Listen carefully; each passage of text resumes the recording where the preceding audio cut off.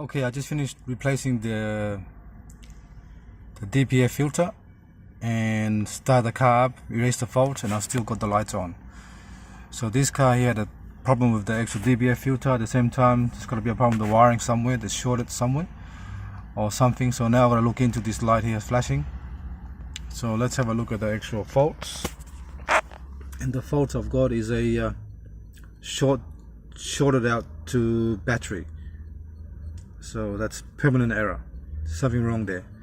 Maybe the wiring is short to earth or shorted somewhere. So what I'm going to do is I'm going to disconnect the sensor from the DPF sensor first, and then come back here and have a look.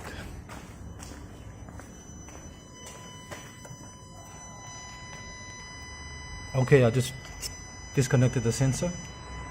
That's the DPF well, I forgot the name for it, but actual DPF pressure sensor sits here. That's better. That's your DPF sensor, pressure sensor. I just disconnect it, and now I'm going to go back in here.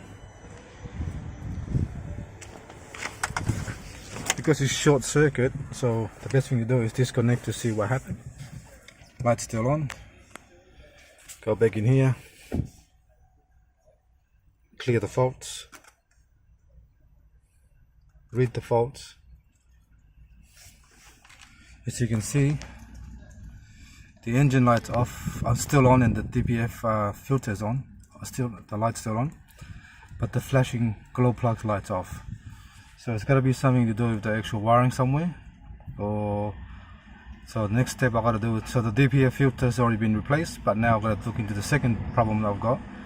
Is actually the wiring, because the sensor's been replaced from a different shop. Alright, thanks for watching. I'll do another video in part 3 and go from there. Alright, thanks for watching, and please subscribe.